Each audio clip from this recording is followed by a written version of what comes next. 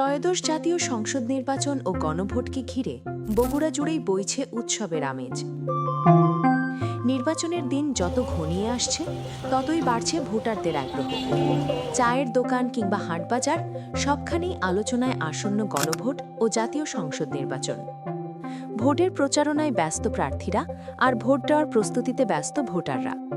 জাতীয় নির্বাচন নিয়ে ভোটারদের আগ্রহ থাকলেও গণভোট বিষয়ে সাধারণ মানুষের মধ্যে রয়েছে নানা প্রশ্ন। আমাদের যে গণভোটের আয়োজন এই বিষয়টা আরো বেশি পরিষ্কার হওয়া দরকার। গণভোটের বিষয়বস্তু ও গুরুত্ব সম্পর্কে পর্যাপ্ত তথ্য পৌঁছানোর জন্য সরকার বিভিন্ন উদ্যোগ গ্রহণ করেছে। এ নিয়ে অনেকেই বলছেন, আমার কাছে মনে হয় এটা ম্যাসিভ আকারে আসলে প্রচারণা চালানো আরও দরকার। ভোটারদের ভোট দেওয়ার আগ্রহকে বাস্তবে রূপ দেওয়ার জন্য এবং নির্বাচনকে সুষ্ঠু ও শান্তিপূর্ণ করতে মাঠে থাকছে আইন শৃঙ্খলা রক্ষাকারী বাহিনী।